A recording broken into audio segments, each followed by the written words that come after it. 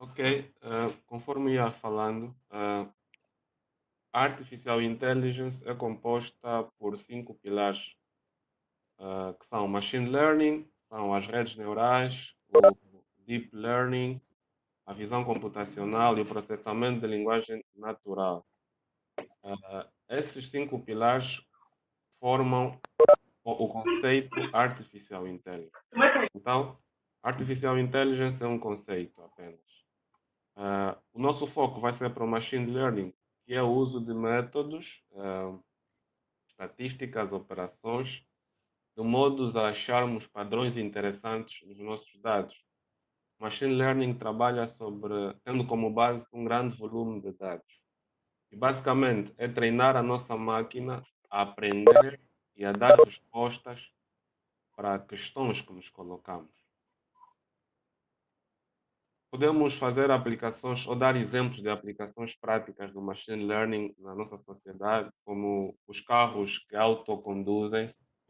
Em Angola isso não é uma realidade, mas em outros países, como aqui mesmo em Portugal, por exemplo, a Tesla já fabrica carros com algoritmos em machine learning que conseguem autoconduzir-se. Temos também a aplicação da machine learning no campo da robótica. Hoje em dia há robôs muito poderosos que fazem tarefas de machine learning, parecendo até a seres humanos, né? Temos o processamento de linguagem.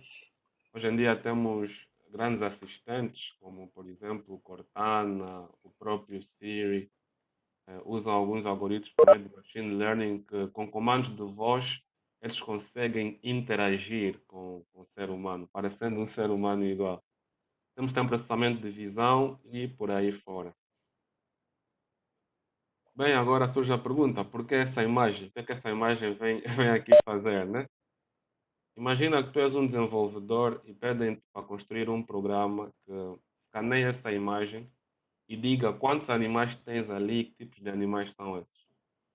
Lógico que pode parecer uma resposta fácil. Com programação normal, né? Seja .NET, Java,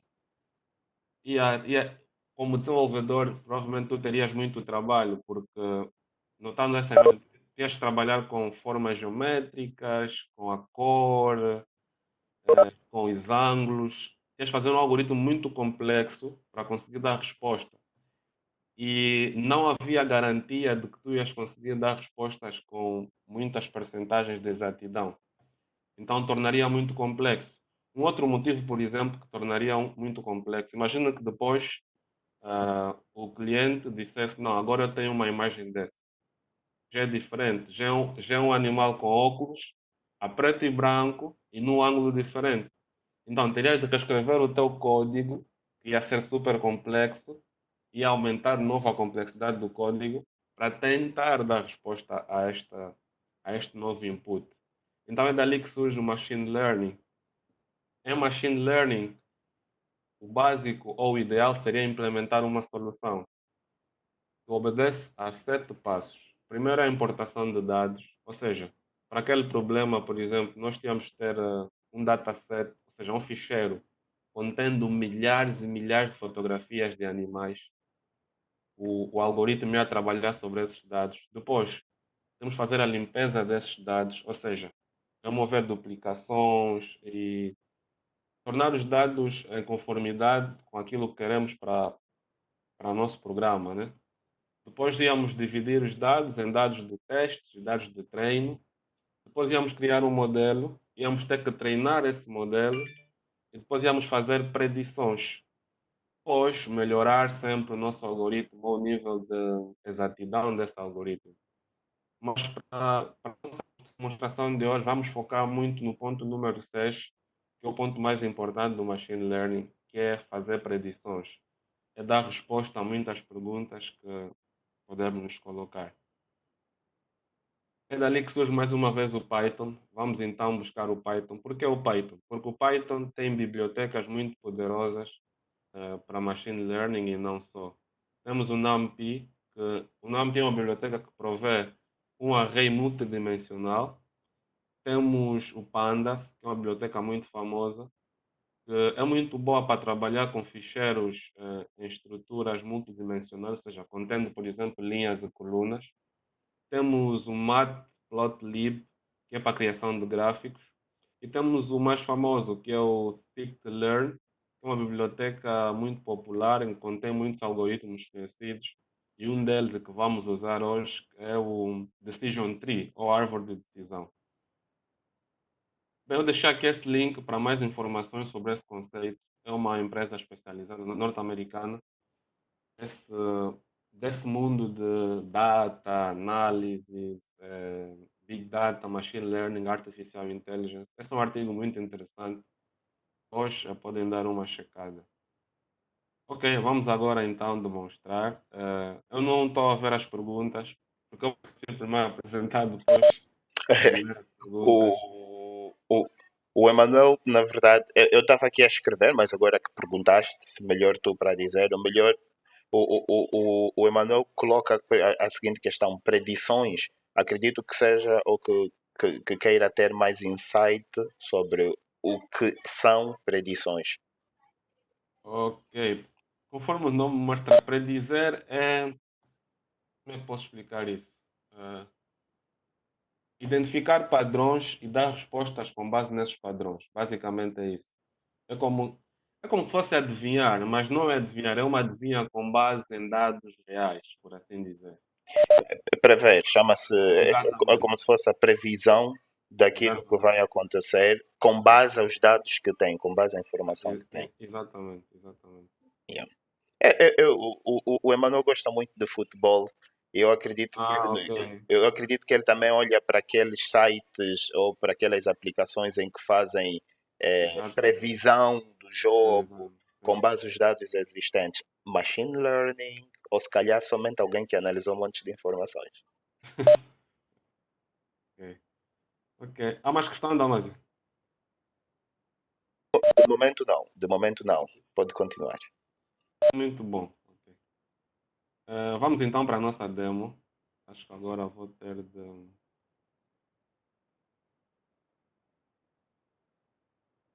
Damas, conseguem ver o meu ambiente de trabalho? Conseguimos ver o teu mouse a rodar sobre alguma coisa cinzenta ou preta. Não sabemos se tens alguma coisa ali aberto. Eu acho que inicialmente partilhaste somente a aplicação, pois, porque nós temos aqui em cima a dizer views, mas estávamos a ver somente uma aplicação. Tu estavas a partilhar somente uma aplicação. Calma, calma. Deixa eu ver. Oh, eu quero partilhar o meu ambiente de trabalho. Ok? Clicas em Share Content e lá em cima Uhum. tu tens algo que diz Screen e o número do teu screen. É só selecionar, em vez de selecionar as aplicações em baixo, e agora vemos o teu ambiente de trabalho. Agora está, né? Montes de coisas, pessoa muito ocupada. Ok, então a nossa demo vai se basear. Vamos responder a uma pergunta básica, né? Só para vermos como é que o Machine Learning funciona. Vamos imaginar que nós somos desenvolvedores. Temos o Damaso que desenvolve em .NET. E ele construiu uma plataforma de venda online de música. Né? E o Damaso, nessa plataforma, ele quer responder, quer ajudar a empresa a aumentar o número de vendas. E ele vai ter que responder uma questão, ou seja, vai ter que sugerir estilos de músicas, tendo como base o gênero da pessoa e a idade. Então, vamos ter que trabalhar sobre um dataset. Se fosse numa aplicação, o dataset seriam os inputs que a aplicação recebe dos formulários, né? Então, eu criei aqui um ficheiro, um CSV, um Common Separated Value. Conseguem ver o Excel? Ok. Vou aqui fazer um zoom. Esse meu CSV é só para simular o nosso dataset sobre o qual o Machine Learning vai trabalhar e vai aprender. Eu tenho três campos. Tenho aqui o gênero, ou seja, tenho a idade, o gênero e o gênero musical, né?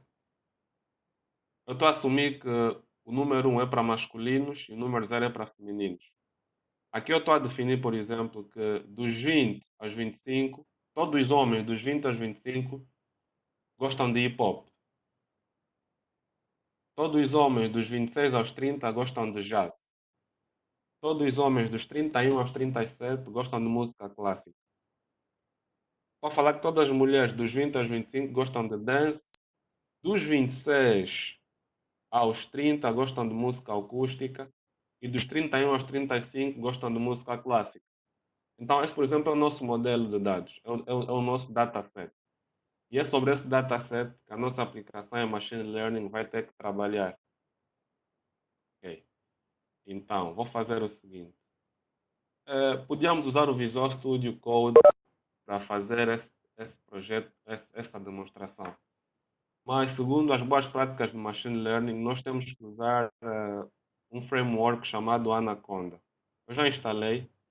O que é o Anaconda? O Anaconda é um framework, ou seja, é um ambiente de desenvolvimento, contendo servidores embutidos e um conjunto de características que nos permitem desenvolver em Machine Learning. Eu já tenho aqui instalado, então vou fazer o quê?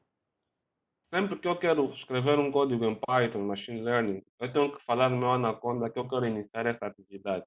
E ele vai me gerar um notebook.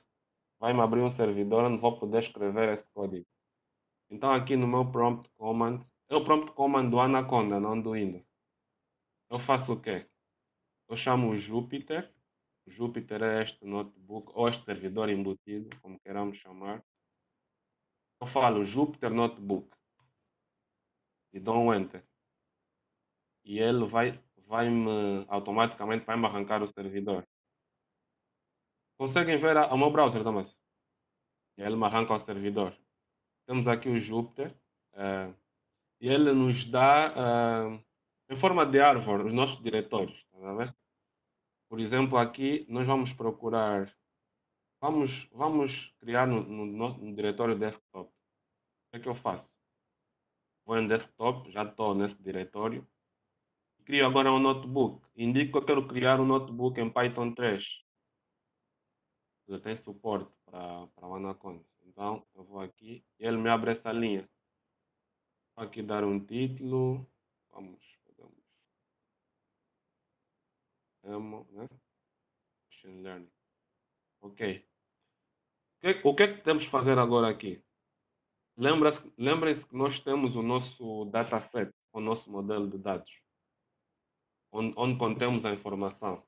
Tem apenas 20 linhas, mas em algoritmos de Machine Learning foram feitos para trabalhar sobre milhares e milhares de linhas.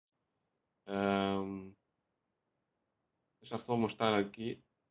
Para quem quiser testar, ou seja, trabalhar sobre dados já feitos, temos aqui acho que temos um site que,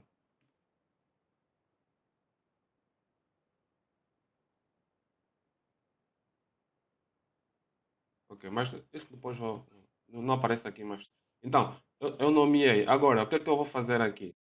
Vou ter que ler esse ficheiro e nós sabemos que esse ficheiro, deixa eu confirmar, está no nosso ambiente de trabalho. Ok, eu dei o nome de Music CSV. Então, o que é que eu faço aqui? Vou voltar a abrir. Agora tenho que usar bibliotecas do Python para trabalhar com isso. Então, faço o quê? Vou importar uma biblioteca do Python, que é o Panda. E vimos que o Panda é uma biblioteca muito boa para trabalhar sobre ficheiros com estrutura multidimensional, ou seja, que tem linhas e colunas, né? Vou falar importo pandas. Vou dar aqui um alias ao panda, só para não ter que escrever sempre panda, sempre que precisarmos. Vou importar o panda. E depois, agora vou ter que indicar.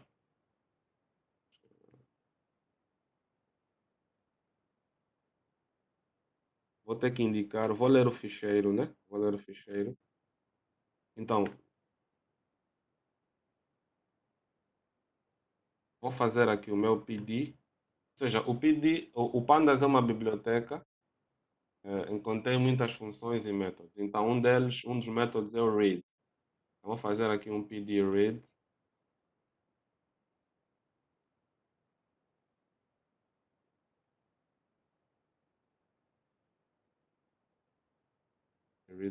Read CSV, assim, já é um método criado. e vou ler então o meu ficheiro, que é o music CSV. Notem algo interessante no Python, não precisamos colocar ponto e vírgula no fim de cada instrução, como em outras linguagens, né? Algo interessante também no Python, apesar de ser uma linguagem fortemente tipada, não é obrigatório indicarmos o tipo na variável. Ou seja, eu posso fazer assim, por exemplo, music data.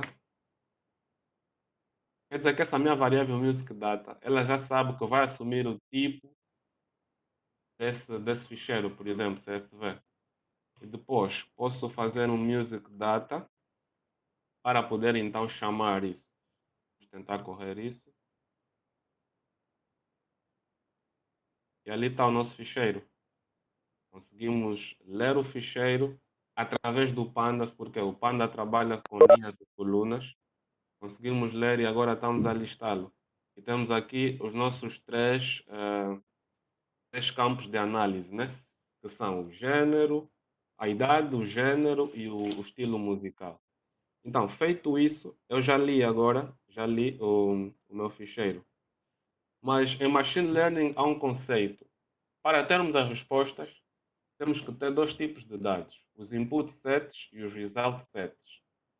Então, vamos fazer o quê? Vamos dividir essa, essa nossa folha em CSV, vamos dividir em dois dados. Normalmente,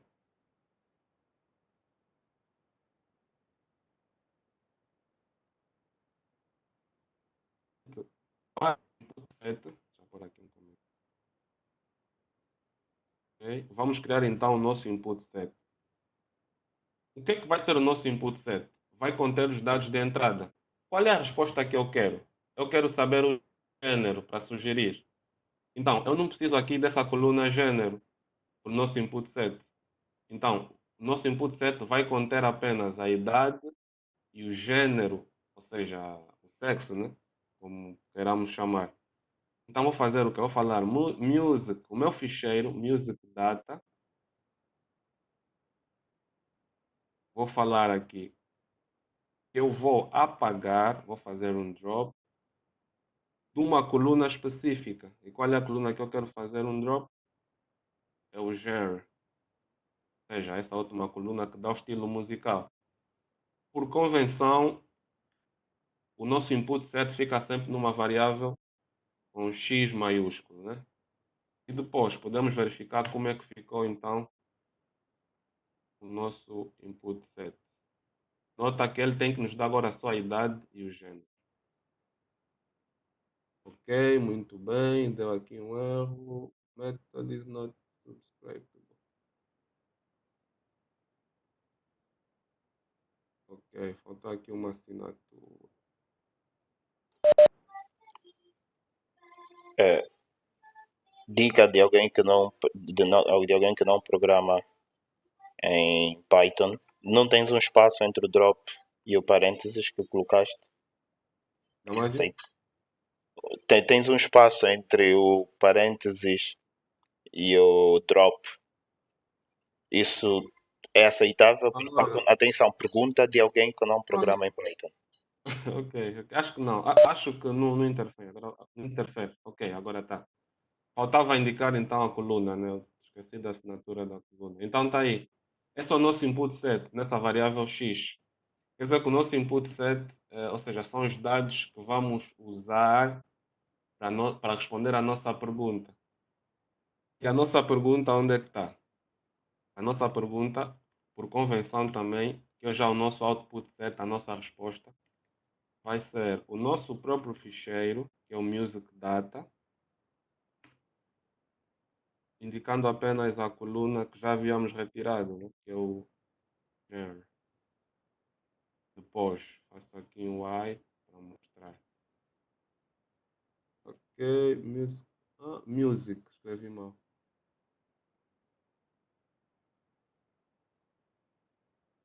E aí está.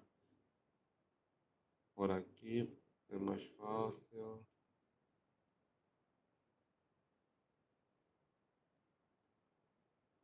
Ok. Então temos aqui a divisão, temos o nosso input set, o nosso output set. E por convenção, metemos sempre eles nessas variáveis, o input no X e o output no Y.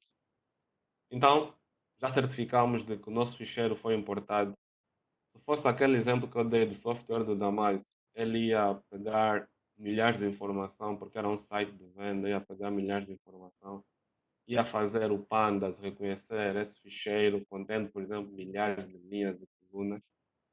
Depois, ia então criar esses modelos de dado com base nesse ficheiro que é o input set e o output set. Lembrando sempre que o output set é a resposta à pergunta que temos do machine learning e o input set podemos assim considerar como as bases que vamos usar para buscar essas respostas.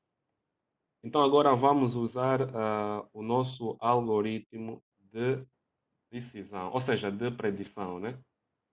Vamos vir mais uma vez aqui, vamos fazer o import. Notem aquela característica do Python. Nós podemos usar bibliotecas diferentes num programa, porque o Python tem essa flexibilidade. Então, vamos usar esta biblioteca, o sklearn, que é um sklearn,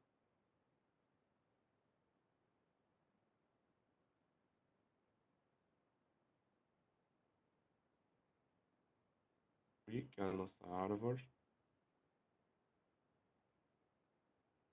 Eu vou importar desta biblioteca, eu vou importar uma classe, que é a classe Decision Tree Classifier. Ok, espero não errar o nome. Ok, Decision Tree Classifier.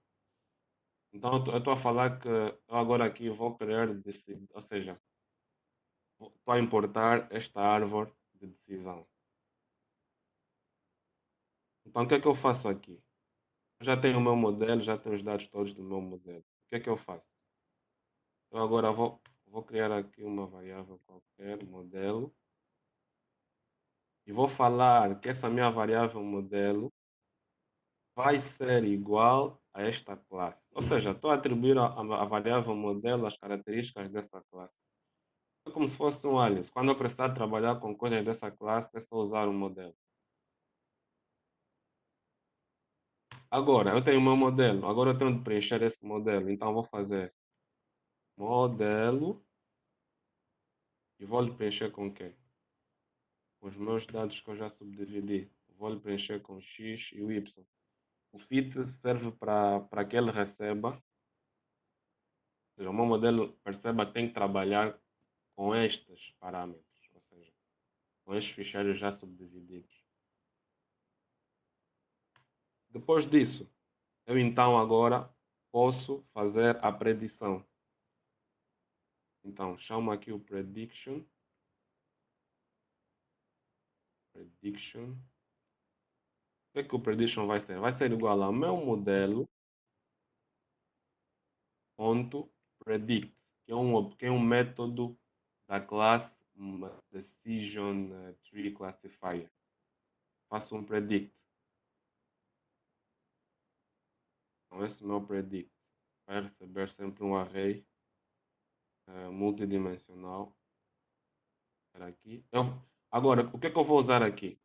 Eu não preciso de usar o gênero, eu preciso de usar a idade, ou seja, não preciso de usar o tipo de música.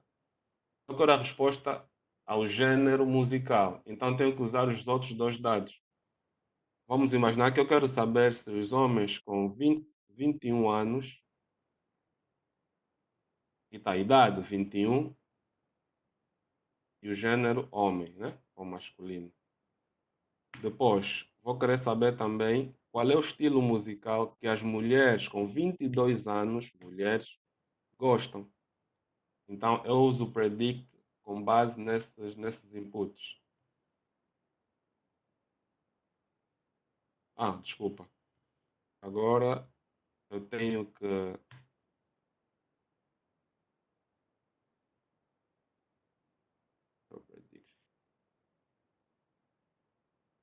Agora, ok. E aqui eu chamo a variável prediction. Ok. Not defined. Mistyped. Embaixo, prediction, está mal escrito. Falta o T. Ok, obrigado, Damas. Yeah. Oh, sou programador mesmo a rir. Ah, Então tá ali. Ele me trouxe, ele traz sempre um array com base nesse método do predict. Ele está a me falar que os homens dos 20, ou seja, os homens de 21 anos gostam mais de hip hop. As mulheres de 22 gostam de dance. E vamos agora voltar a abrir aquele nosso ficheiro para ver se isso faz sentido. Homem de 21 anos gosta de hip hop. Faz sentido? Faz. Por quê? Porque dos 20 aos 25 assumimos que os homens gostam de hip hop. E as mulheres de 20 gostam de quê mesmo? Gostam de dance music. Vamos ver, mulheres, ok, dos 20 aos 25 gostam de dance. Então essa é uma predição. E acho isso muito interessante porque para quem é desenvolvedor pode ter uma programação poliglota, ou seja, fazes muita coisa em .NET, mas quando queres respostas a perguntas, podes usar bibliotecas do Panda, né, e comunicas o teu sistema com o próprio Python e tens respostas maravilhosas, tens insights sobre a informação, né? Bom, então, basicamente, através do prediction, ou seja, do predict, que faz parte da classe Decision Tree Classifier, que é uma classe da biblioteca sklearn.tree. Então conseguimos ter esse insight sobre os dados, né? Para mostrar como é que isso é, vamos então agora importar a parte gráfica, né? Para vermos como é que esse algoritmo foi construído por trás. Vou fazer from sklearn, vou importar. Então, eu vou fazer tree, vou exportar.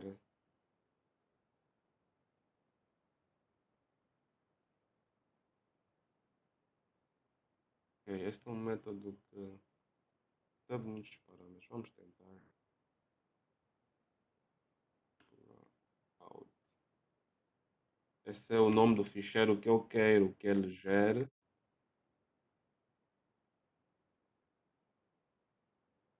Pode ser music.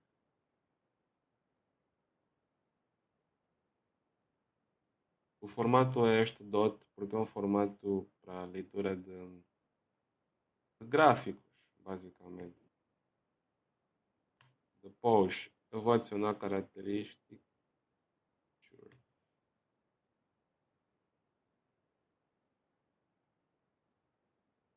Eu vou falar, quero trabalhar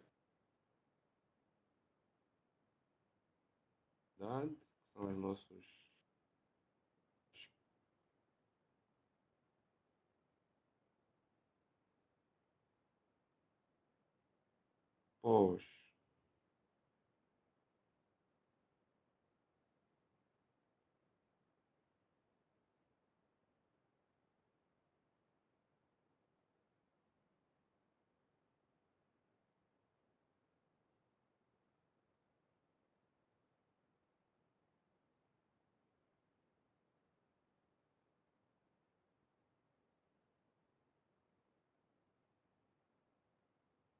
Depois vou falar table.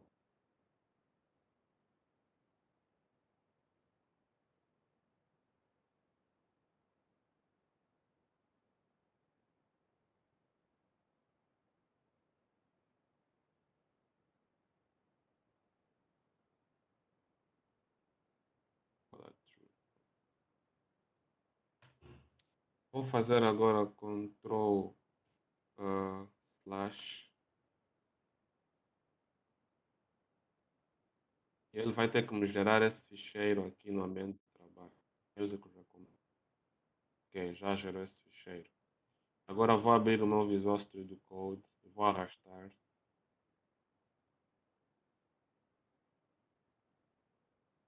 Ok, vou arrastar então esse meu músico já como. Studio Code. Ele abre nesse formato, mas não há stress. Venho aqui no VS Code, aba superior, faço Open View to the side. Está, ele mostra-me então o algoritmo que ele criou da árvore de decisão. Conseguem ver? Ele mostra esse algoritmo. É um algoritmo básico, é aquilo que vimos. O Machine Learning, no fundo, é já algoritmos construídos que economizam, ou seja, poupam esforço ao desenvolvedor, né? Provavelmente, provavelmente não, seria possível desenvolver uma, tipo, um método predict, mas ia levar linhas e linhas de código. Então, tu já usas isso que o Python traz, né? Machine Learning. O que é que ele faz? Ele pega aqui, ele vê a idade é menor ou igual a 30, 30,5. Se for falso, ele cai aqui. Se for verdadeiro, ele continua. Depois de cair no verdadeiro, ele agora pergunta sobre o gênero. Depois, sobre esse gênero, ele tem duas perguntas. Tem a idade. E depois, com base nessa pergunta da idade, ele depois dá aqui os, os- os tipos de música, né? Que a pessoa. Esses são os algoritmos, né? A árvore de decisão. Há enormes, há outros mais complexos que o machine learning usa, né? Então era essa a demo que nós tínhamos. É muito difícil fazer demo sobre esses temas, porque são temas muito profundos.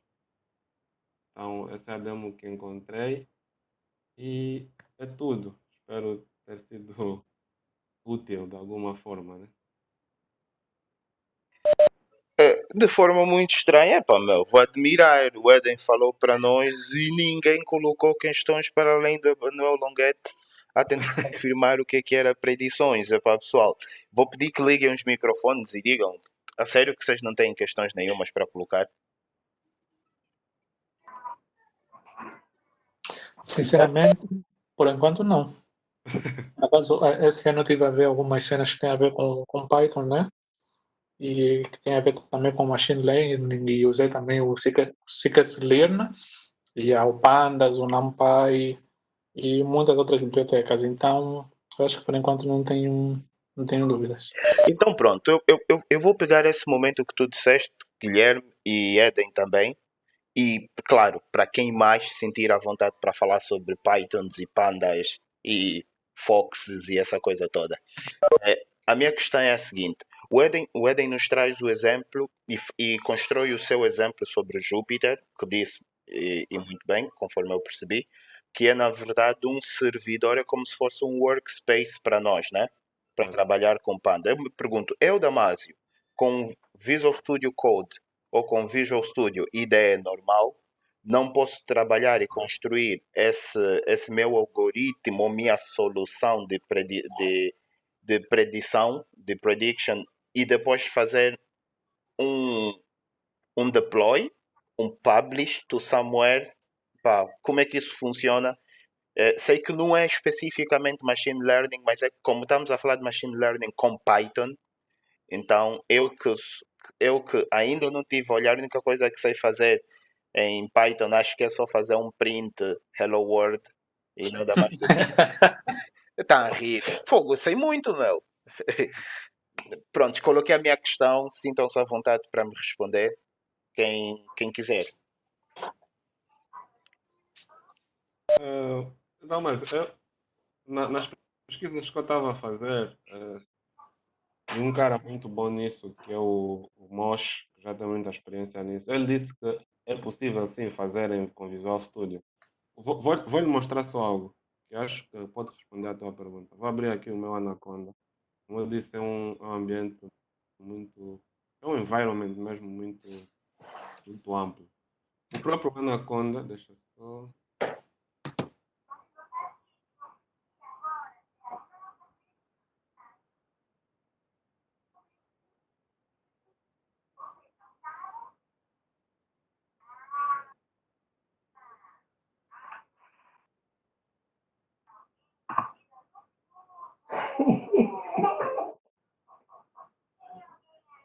Estás a ver, Damas? O próprio Anaconda, eles, está aqui o Jupyter, né? Que é o tipo notebook para escreveres o teu código.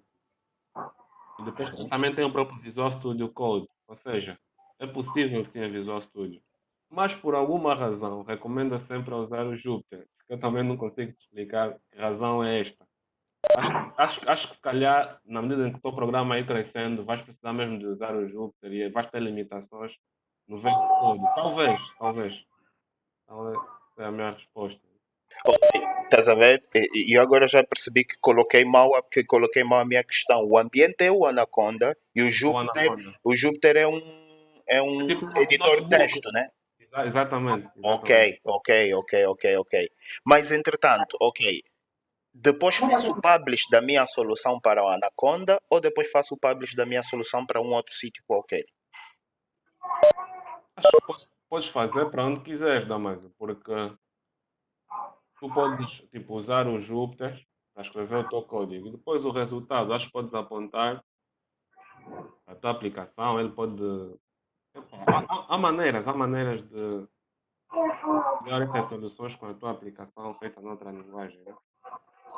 Ok. Massala, queres acrescentar alguma coisa? Olha quem está aqui, Giovanni Lima. O que eu queria dizer, eu não sei se podes fazer o publish do que tu crias, né? Ou num outro IDE ou algo do gênero. Pelo menos eu usei o Jupyter, né? Eu trabalhei com alguns dados e tipo com dados mesmo mais pesados, que tinha que fazer a regressão de dados, usar alguns algoritmos, o PCA e muitos outros que tens em machine learning. Então não consigo te dizer ao concreto se podes fazer o publish do que tu crias aqui para um outro, mas pelo menos os professores, pelo menos que eu tenho, sempre aconselharam usar o Jupyter. Não consigo te dizer se consegues levar para um outro local. Por exemplo, eu já usei também o PyCharm, não sei se conhecem. Yeah, PyCharm, mas também o já. PyCharm era algo assim muito, não sei se eu posso dizer assim muito básico, mas não usas grandes dimensões de dados. Mas já aqui pelo Jupyter, tu instalas os módulos e muito mais coisas. E ainda pergunta de bebê, né? Uhum. O .NET dá-me um ponto .dll ou um ponto .exe. O Java dá-me um Word ou um jar, né? Depois de eu trabalhar no Jupyter e preparar o meu modelo, treinar e tudo mais, o que é que isto me dá que eu vou usar para pôr, por exemplo, no servidor que vai estar ali para responder ou que vai estar ali para processar as coisas? Ok. Ah, Tu por exemplo, esse notebook nós salvamos com o nome MLDemo, né? Então, ele vai te dar um ficheiro com essa extensão, que é o yes, esse SciPy, não? sim, IPYNB. Ele vai te dar esse ficheiro com essa extensão, não mais. E é isto que eu. E é esse ficheiro que está lá do outro lado que eu faço publish no servidor que vai estar a tratar desse processamento? Sinceramente, não te sei dizer, porque nunca escalei até esse nível, né? Ok? Atenção, Eden, não te sintas mal por isso, porque Sim, sim, inicialmente não, também disseste entendo que são coisas que perfeitamente. estás a pesquisar e também decidiste Sim, vir sim. partilhar connosco. Então, pessoal, malta que também já está dentro disso, Guilherme Massala já está a dar aqui também bons insights. Isata, Giovanni, Newton, Longuete, Mário Pinho, alguém? Mas atenção, se não conseguirmos responder também não é problema, porque eu também posso depois também fazer meus diggings, ir aprender e depois, claro, numa outra sessão venho para aqui e falo com o pessoal.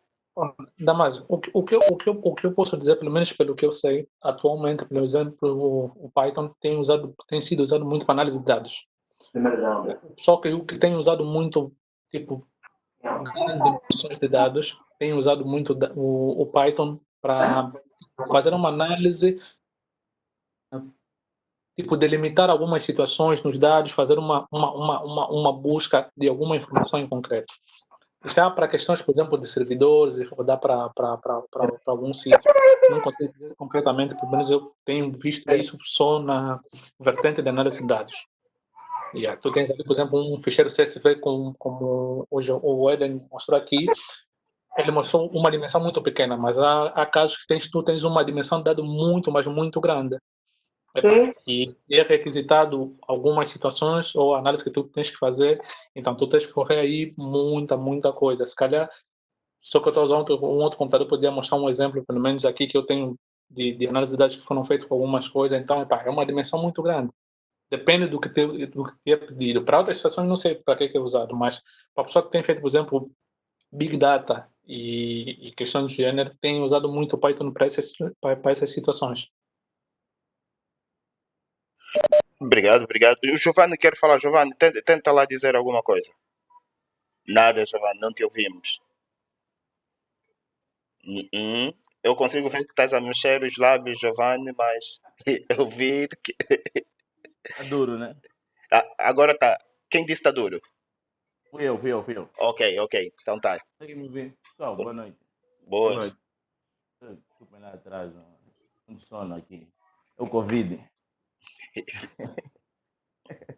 Tranquilo. Olha, eu estive ali a acompanhar o finalzinho aqui da apresentação do Mário, né? Mário Eden. Eden. Tranquilo, Giovanni aqui. Tranquilo. Obrigado. Tranquilo, pessoal. Boa noite a todos. Eu estive aqui a ouvir as questões do Damásio e eu percebi logo que é a primeira questão que aparece, né? Você quer perceber como é que coloca em produção, como é que vai tornar isso útil e vice-versa, né? Yeah. Mas eu fiquei aqui a olhar, acompanhar, eu não sei nada sobre Machine Learning, né? Entendo um pouquinho do Python, mas pelo que eu percebi aqui o Eden usou basicamente duas bibliotecas, né? Que é o Pandas e o Scikit-learn, né? É Sim, isso. sim. Yeah. E são bibliotecas normais em Python que você simplesmente pode pegar e instalar com pip, que é um gerenciador de bibliotecas do Python. Então, dá mais. Para a questão, imagina o seguinte: o Martins é expert em Django, né? Imagina que ele vai criar uma web app e você quer disponibilizar isso aqui em serviço REST, sei lá, né? Basicamente, numa estrutura